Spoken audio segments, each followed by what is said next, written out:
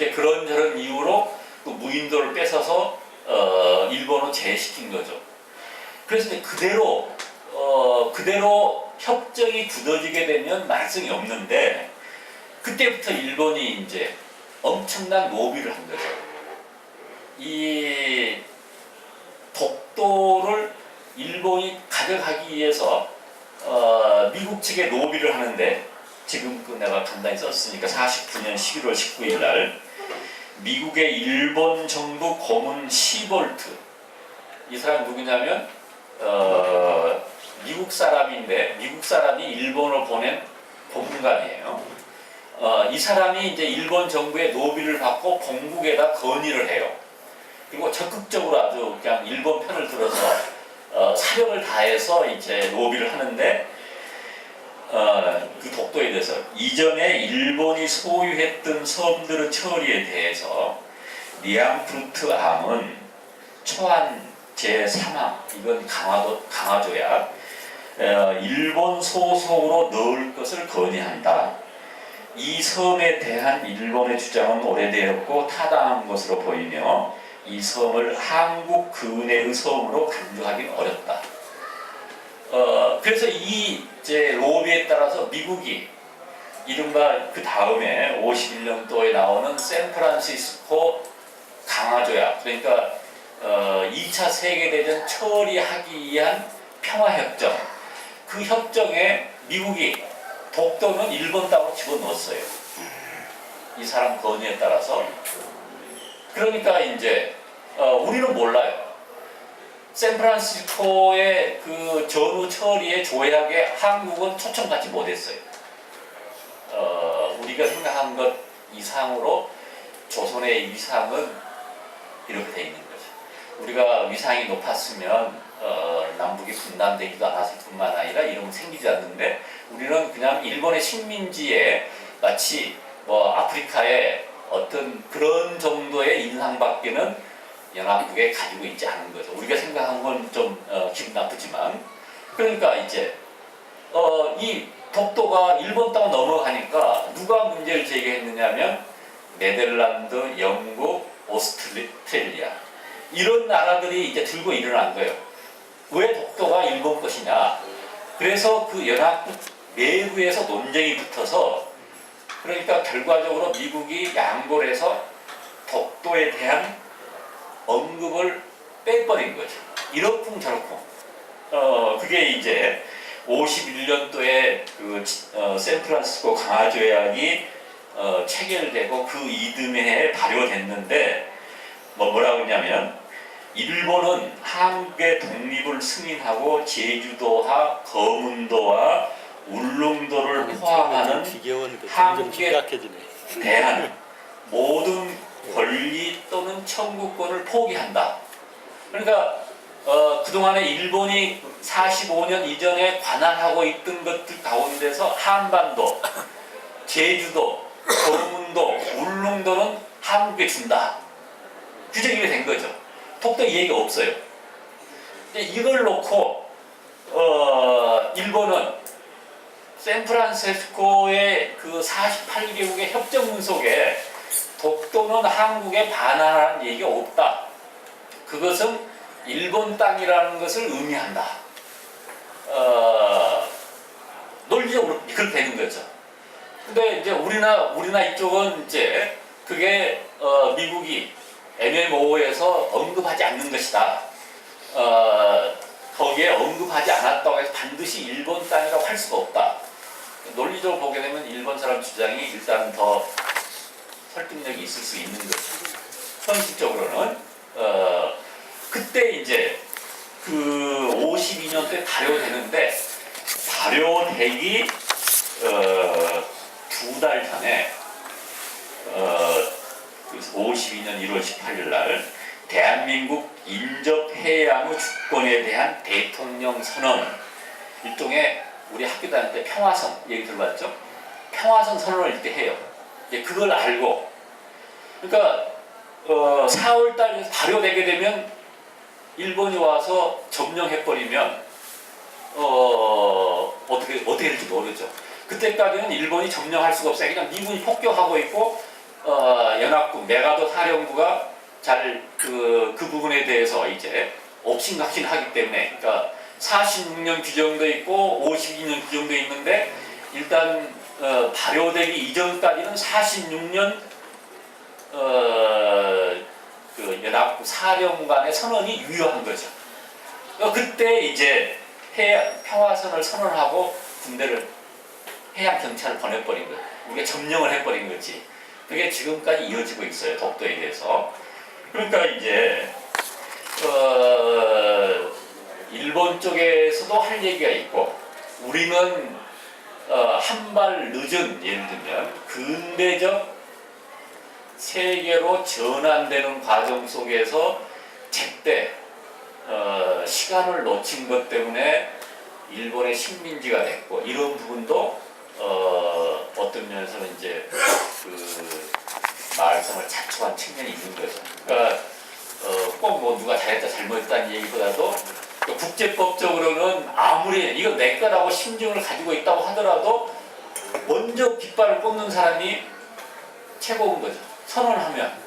근데 그것을 일일이 따지는 건 너무 복잡해요. 그러니까 일본은 이제 형식 논리에서 내가 보기엔 좀 앞선 거고, 우리는 실질적으로 우리 땅인 거고. 그래서 이제 일본이 주장한 걸 보면 그 밑에 1900 우리가 평화선 선언을 하고 점거하고 그러니까 이제 일본이 계속 뭐 항의하고 어쩌고 하는데, 그때 일본 얘기는 뭐냐면 두 가지. 1905년 일본 내각회의 결정 때 조선이 항의를 하지 않았다. 그것은 너희들도 묵시적으로 용인한 것이다. 그 얘기 하나. 두 번째는 그 옛날부터 독도는 우리 땅이었다. 그 62년, 53년에는 독도가 비어 있어서 우리가 주인이 없는 땅을 먼저 우리 것을 선언했다. 이게 이제 53년도에 옥신각신 한일회담 하면서 주장한 거예요. 그러니까 그런데 무주지라는 얘기에 가만히 보니까 일본이 약해요. 그냥 안용도권도 있고 어부들이 왔다 갔다 하고, 그러니까 주인이 없다고 해서 자기들이 1905년에 선점했다고 그랬는데, 실제로 이제 그 말을 하고 보니까 여러 가지 모순점이 생긴 거지. 그래서 그보다 이제 10년 후에는 말을 바꿔갖고 일본이 우리하고 주장할 때, 뭐냐면 이제 5.16 이후에 한일회담 또 재개했을 때 옛날부터 우리 땅이었다. 이제 이렇게 얘기하는 거죠. 독도가 옛날부터 우리 땅이었다. 그러면 그 1905년도에는 흔적이 없어서 무주지로 돼 있어서 내각에서 뭐 시네마현에 그 했다고 그러는데 말이 어떻게 되느냐? 따지게 되면 뭐라고 그러냐면 우리 땅이었는데 그 땅이었던 것을 그때 확실하게 선언한 것이다. 어쨌든 일본의 말은 우리가 듣게 보면 좀 옹색한 거죠. 그런데 이제 여기까지가 현재 논란되고 있는 거고, 그 이후에 이제 1996년, 7년, 8년에 일본이 어법정을 폐기하면서 또 말썽을 피웠어요. 옛날에는 영해가 해안선으로부터 12해리, 그리고 12해리를 벗어나게 되면 그 바다를 다른 모든 나라가 공유했어요. 그게 영해 12해리인데 그 이후에 국제법이 바뀌어서 이른바 배타적 해양, 경제수역, 그것은 자기의 땅으로부터 200해리예요. 우리가 얘기하는 석유 대륙붕 탐사, 어족 자원. 그러니까 그 이전에는 해양법이 육지에서부터 12해리를 벗어나게 되면 그 바다는 일종의 아무나 쓸 수 있었는데, 지금은 바닷속에 엄청난 보물들이 많이 있잖아요. 무슨 뭐 여러 가지 이제 그 물도 앞바다 이런데, 그러니까 바다에 대한 경제 가치가 높아지기 때문에 이제 말썽이 나니까 그 경제 수역을 200해리나 엄청나게 늘린 거죠. 그러면 독도를 기점으로 해서 200해리를 한다. 물론 이제 1번하고 겹친 부분은 이제 반드시 아니지만 이런 것들이 복잡해지니까 일본이 어업협정을 파기하고 한국과 조선과 우리나라와는 그 전에 이 한회담 때 타결했던 그걸 지키지 않겠다. 그래서 이제 김영삼 정부 결국은 이제 김대중 정부 때 와서 독도를 그 경계 수역을 획정하는 기점에서 제하자. 울릉도를 가지고는 얘기하는데 독도는 사실상 영해에 준하는 특권, 권리를 서로 양보하자. 예를 들면 이게 문제가 되는 거죠. 말썽 나니까 우리는 확실하게 우리 땅이게 되면 끝까지 200회를 주장해야 되는데 언제든지 일본한테 외무부는 약자예요. 이승만 때도 일본하고 한일 교섭할 때 일본이 버티게 되면 우리가 양보할 수밖에 없고, 더욱이 박정희가 한일회담 국교 정상화하면서 심지어 김종필은 뭐라고 그랬냐면 그 말썽만 독도 폭파해버리자. 그 얘기 이면에는 두 가지가 있는 거죠. 하나는 우리 서울림 관계에서 그 복잡한 것 가지고 서로 다툴 필요 없이 그냥 없애서 평화로 가자 하는 면이 있는가 하면 뒷날 보게 되면 자기 영토에 대한 확신이 어떤 면에서는 좀 부족하다 하는 것을 간접적으로 얘기하는 거예요. 98년에 어업협정도 그런 측면이 있어서 자꾸 스스로 배타적 영토에 대한 독점적 권한 행사를 스스로 약화시킨 측면이 있는 거죠. 내가 이제 거기까지가 지금 독도와 관련돼서 여러분들한테 지난 일주일 동안 공부했던 내용 소개했습니다. 제가 질문을 할게요. 네, 질문. 시간이 너무 많이 나는데 전형적으로 많은 이야기 들었고요. 앞으로 전망과 대책. 예를 들자면 또 국민과 계속 일본하고 하면 일본은 국제재판 붙여서 우리가 재판에서 결론이 일본 거라고 내일 우리가 뺏길 것 같은 예감이 드는데 그에 대한 대책 또는 전망 어떻습니까? 그건 이제 여러분들이 해야지. 내가 얘기 듣기로는 독도 문제에 관심이 굉장히 많으시다고 그랬으니까 나는 독도 문제에 대해서 그렇게 관심이 많지 않아요. 왜 그러냐면 우리 보수 세력들 집권층들이 뭔가 좀 캥기면 중국의 동북공정 독도 이 얘기하고 국민 여론을 확 돌려 불러. 난 그래서 기분 나빠서 독도에 대해서 김종필하고 생각이 다르기는 하지만 거기에다가 사람들 혼을 뺏게 만드는 거지.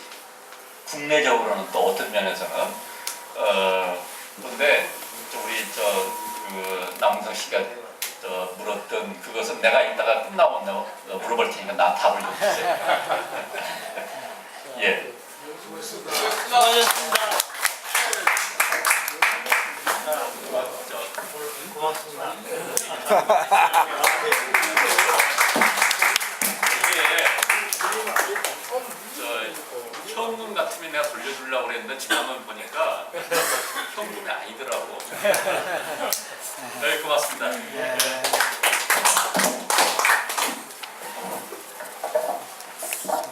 돌려줄까 봐서 일부러 얼마 안 났어. 자, 수고하셨습니다. 그리고 오승현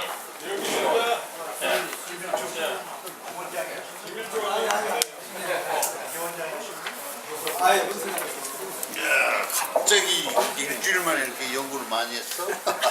역시 교수님 다르구만. 잘 들었어. 잘 들었다. 그럼 교과 재창을 하고 오늘 모임을 마치도록 하겠습니다.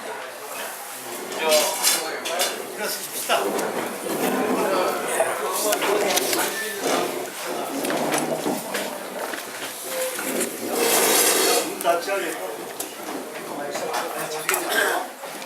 우리 교과 예창을 하기 전에 한 가지 우리가 광주 총동창회에서 광주1구 교장선생님한테 질문서를 보냈어요. 왜냐면 교과가 우리 때하고 지금하고 틀려요. 뭐가 틀리냐? 우리는 극락편 박물관표 이렇게 배웠었거든. 근데 지금은 교과 그냥 극락강 박물관표로 불어 나와 있고 보아랑 높이 들린 정의도 그렇게 배웠는데 지금 어쩌냐? 오하라 높이 올린 정의 등등도 있어요. 근데 국문학자들이 높이 올리는 문법적으로 안 맞다고 그래요. 그래서 언제부터 그래 바뀌었으면 우리 교과 가사 원본이 어디냐 그래서 한번 질의를 해놨어요.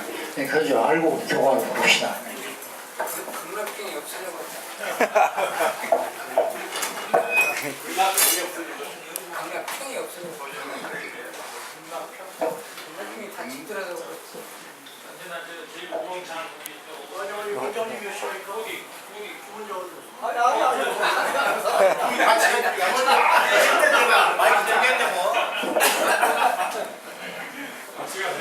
김원장 있잖아 나온다. 나 김원장 한번 못 봤네. 김원장 들어오네. 얼마나 해봐봐. 오랜만에 연습하게 됐잖아. 같이 하겠습니다. 앞에 부분에 서중은 이 나라의 힘, 일본은 이 땅이다. 이렇게 하기 좋을 것 같습니다. 그래서 하겠습니다. 제가 한마디 하고 하겠습니다. 무등산 아침에 같이 시작. 무등산 아침에 같이 눈부신 우리의 이상 금가평강물과 함께 줄기찬 우리의 전통 보아라 높이 들린 정의의 등대 들어라 울려나는 학문의 성종 민족의 오직 있던 영원한이지 새 역사의 주인공들 자라나는 곳 열렸다 희망의 앞길 큰 포부 가슴에 찼다 서중은 이 나라의 힘 일본